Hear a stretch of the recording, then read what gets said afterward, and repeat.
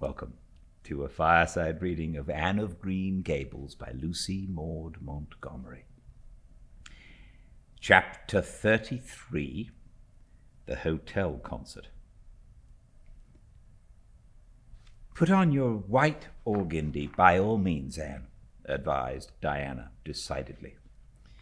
They were together in the east gable chamber. Outside it was only twilight, a lovely yellowish-green twilight, with a clear blue cloudless sky.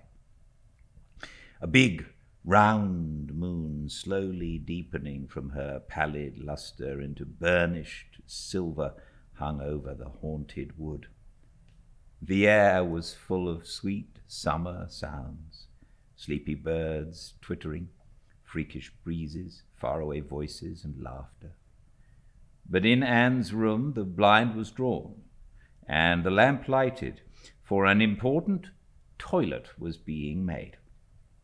The east gable was a very different place from what it had been on that night 4 years before, when Anne had felt its bareness penetrate to the marrow of her spirit with its inhospitable chill.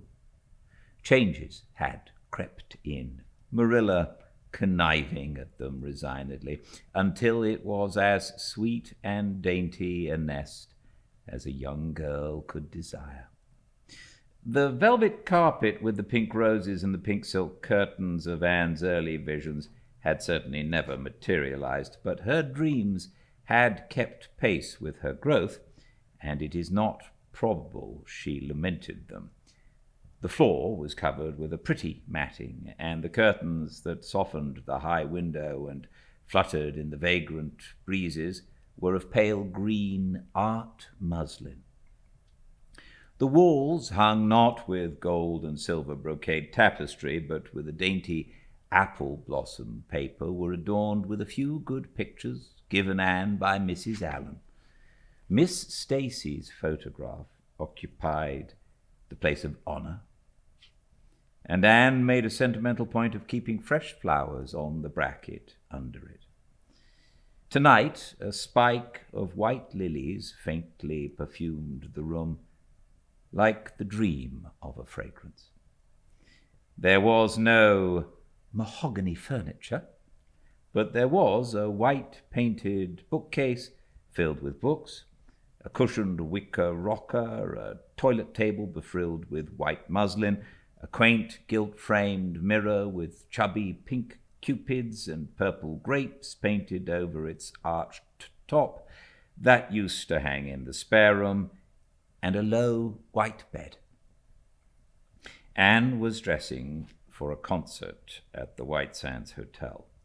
The guests had got it up in aid of the Charlottetown Hospital and had hunted out all the available amateur talent in the surrounding districts to help it along.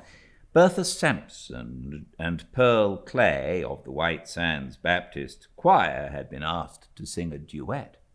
Milton Clark of Newbridge was to give a violin solo. Winnie Adela Blair of Carmody was to sing a Scotch ballad, and Laura Spencer of Spencervale and Anne Shirley of Avonlea were to recite. As Anne would have said at one time, it was an epoch in her life, and she was deliciously athrill with the excitement of it. Matthew was in the seventh heaven of gratified pride over the honor conferred on his Anne, and Marilla was not far behind, although she would have died rather than admit it, and said she didn't think it was very proper for a lot of young folk to be gadding over to the hotel without any responsible person with them.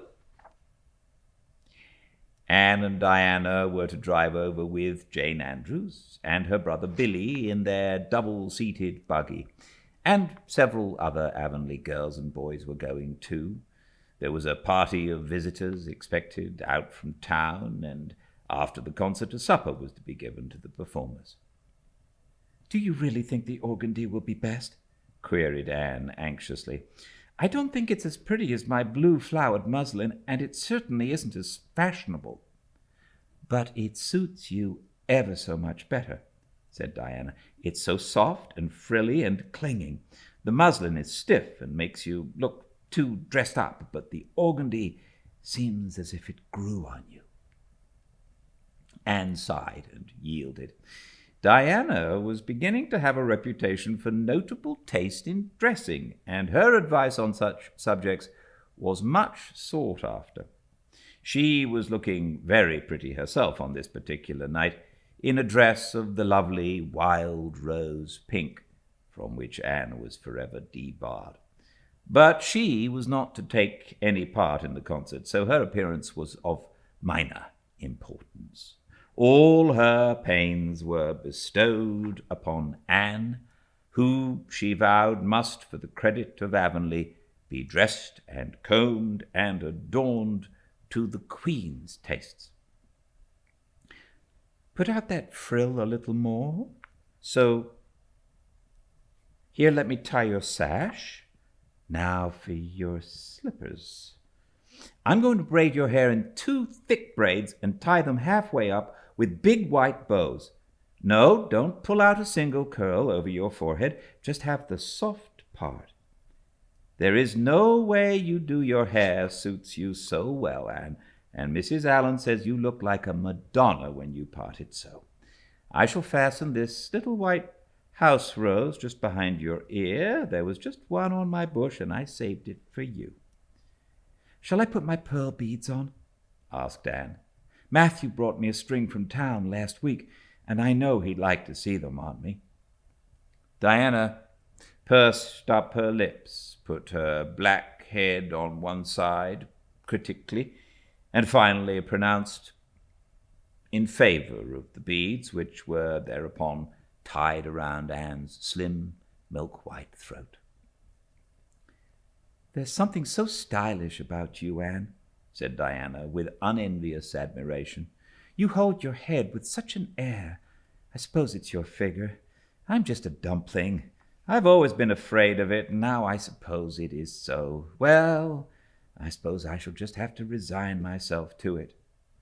"But you have such dimples," said Anne, smiling affectionately into the pretty, vivacious face so near her own. "Lovely dimples, like little dents in cream. I have given up all hope of dimples. My dimple dream will never come true. But so many of my dreams have that I mustn't complain. Am I all ready now?" "All ready," assured Diana, as Marilla appeared in the doorway.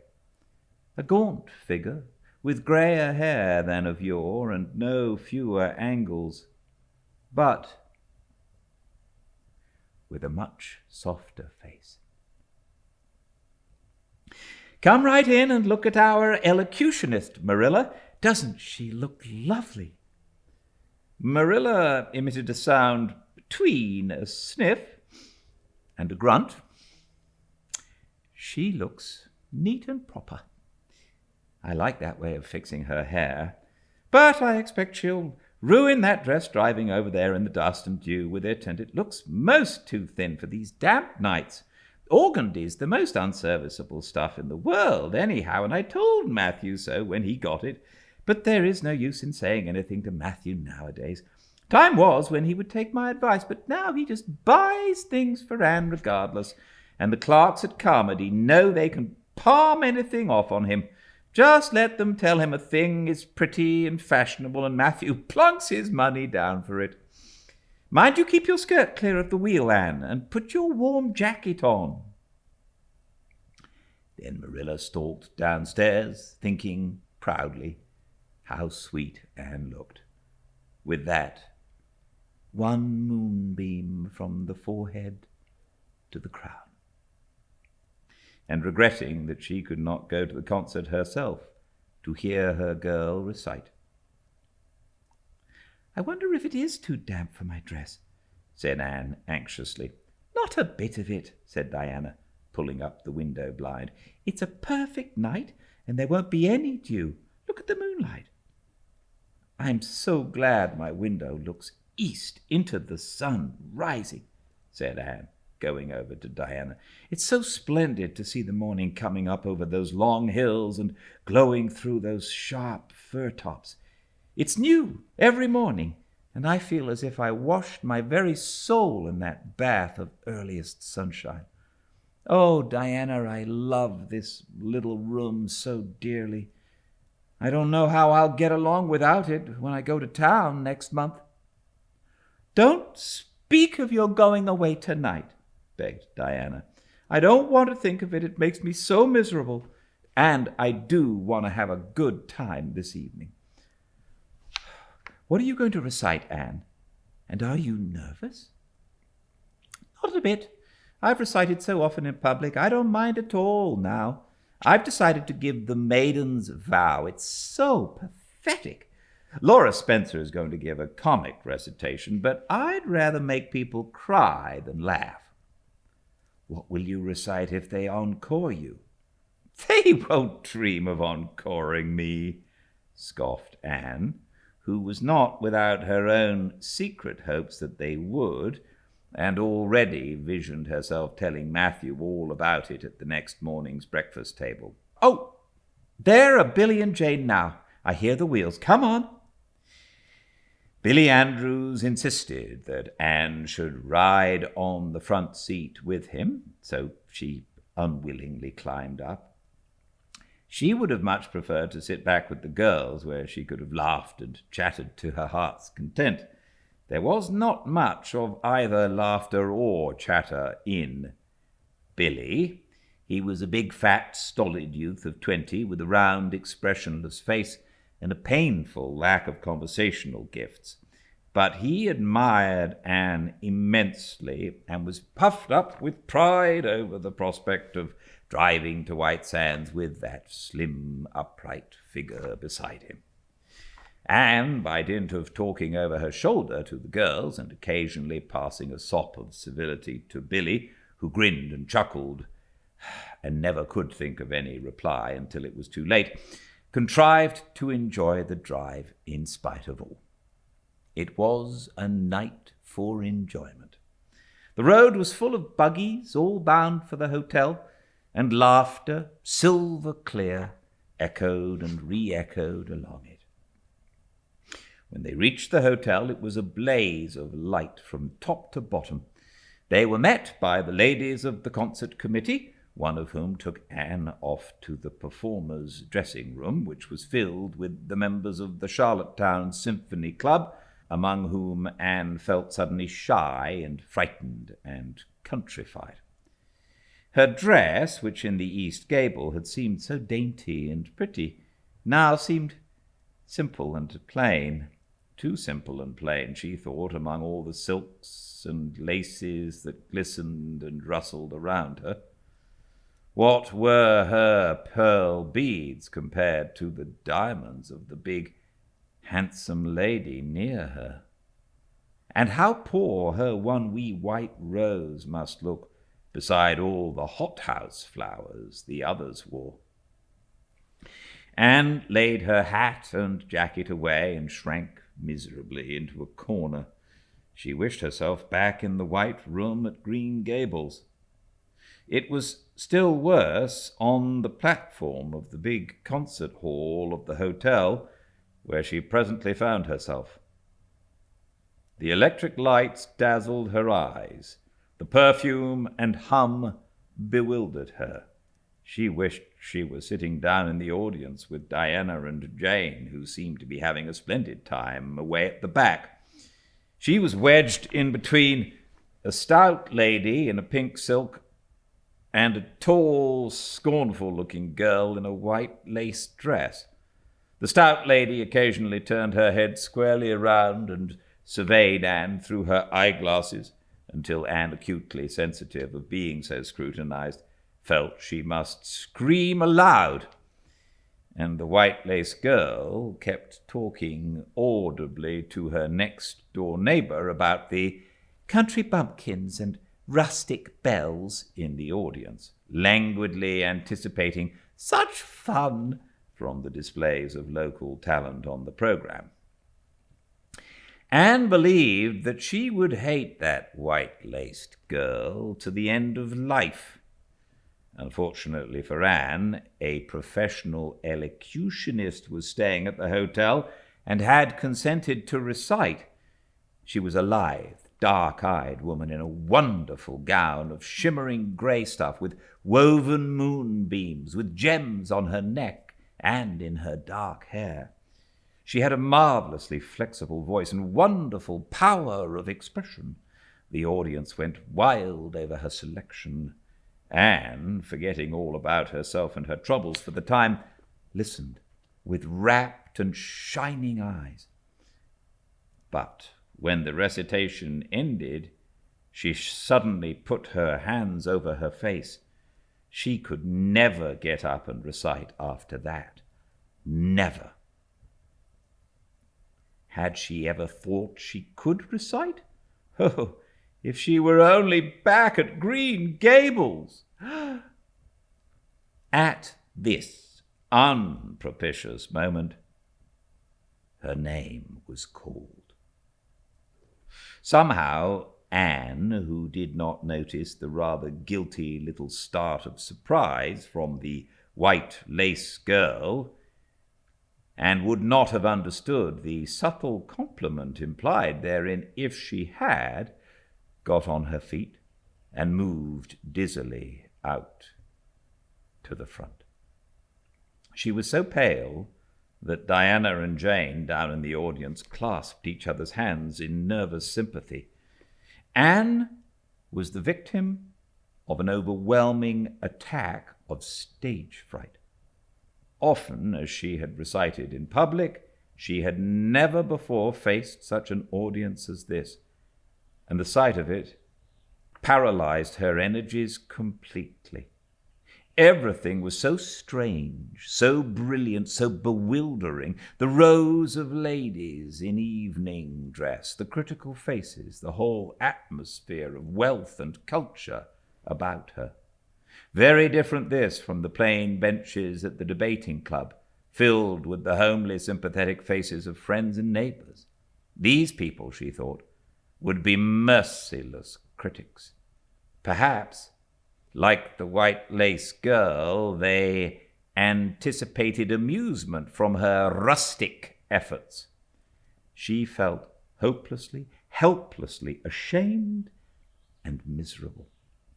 Her knees trembled, her heart fluttered, a horrible faintness came over her. Not a word could she utter, and the next moment she would have fled from the platform, despite the humiliation which she felt must ever after be her portion if she did so.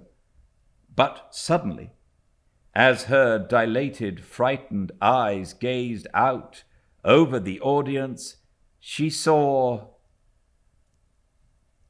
Gilbert Blythe, away at the back of the room, bending forward with a smile on his face.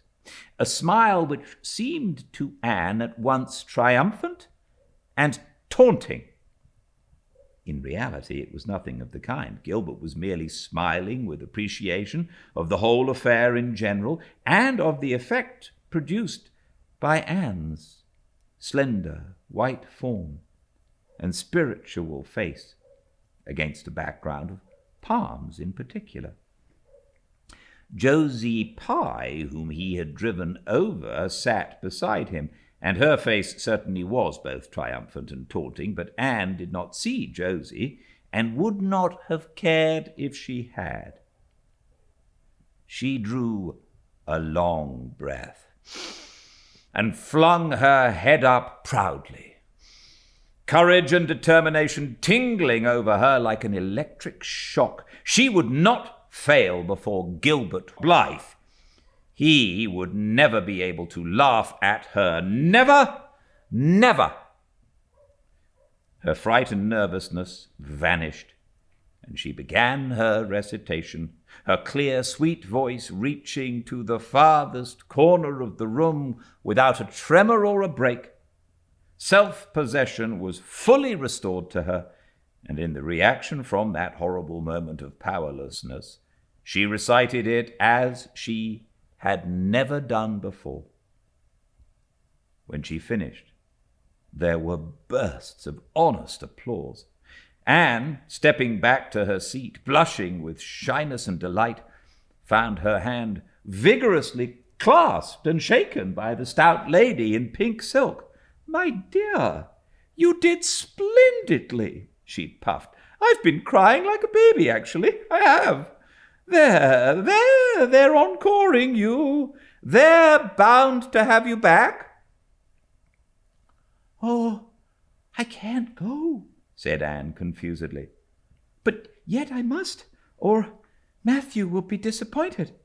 He said they would encore me." "Then don't disappoint Matthew," said the pink lady, smiling. Smiling, blushing, limpid-eyed, Anne tripped back and gave a quaint, funny little selection that captivated her audience still further. The rest of the evening was quite a little triumph for her. When the concert was over, the stout pink lady, who was the wife of an American millionaire, took her under her wing and introduced her to everybody, and everybody was very nice to her. The professional elocutionist, Mrs. Evans, came and chatted with her, telling her that she had a charming voice and interpreted her selections beautifully. Even the white lace girl paid her a languid little compliment. They had supper in the big, beautifully decorated dining room. Diana and Jane were invited to partake of this also, since they had come with Anne, but Billy was nowhere to be found, having decamped in mortal fear of some such invitation. He was in waiting for them with the team, however, when it was all over, and the three girls came merrily out into the calm, white, moonshine radiance. Anne breathed deeply and looked into the clear sky beyond the dark boughs of the firs. Oh, it was good to be out again in the purity and silence of the night. How great and still and wonderful everything was, with the murmur of the sea sounding through it and the darkling cliffs beyond, like grim giants guarding enchanted coasts. "Hasn't it been a perfectly splendid time?"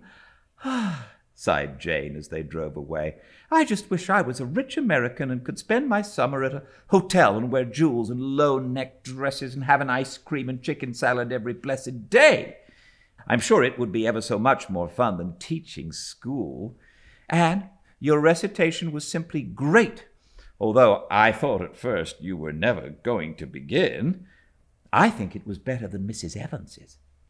"Oh, no, don't say things like that, Jane," said Anne quickly, "because it sounds silly. It couldn't be better than Mrs. Evans's, you know, for she's a professional, and I'm only a schoolgirl with a little knack of reciting. I'm quite satisfied if the people just liked mine pretty well."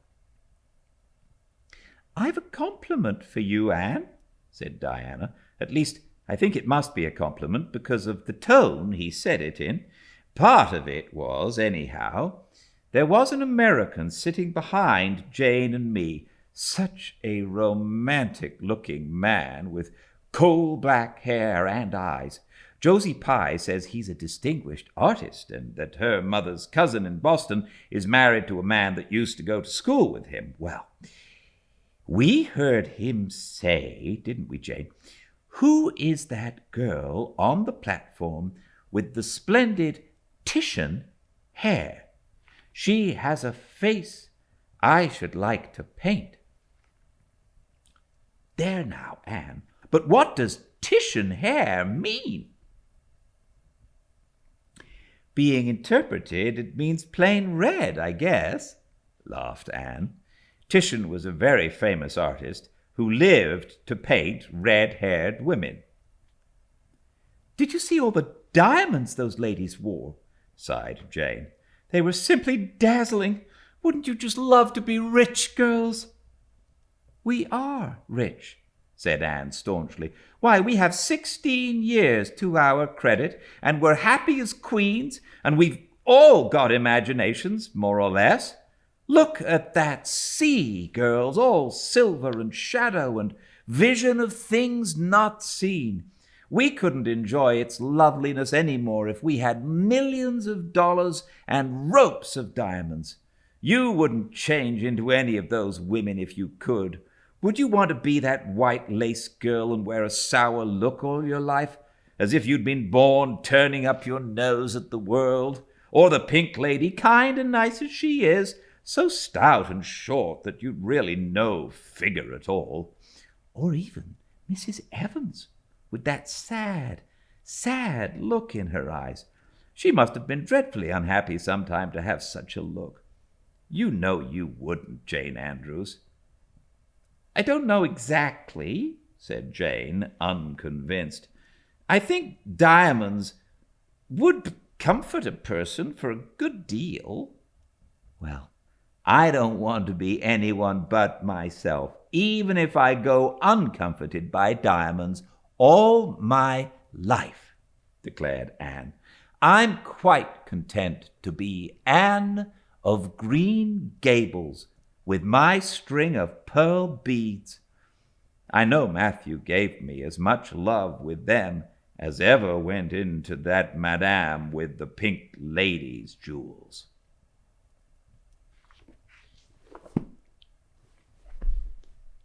Thanks so much for joining me. More tomorrow, same time and place, at Fireside Reading on Instagram. And if you would like, you can catch up, or you can look at any of the books we've read, which are all up on the YouTube channel, Fireside Reading. Until I see you all again, please stay very well. Good night.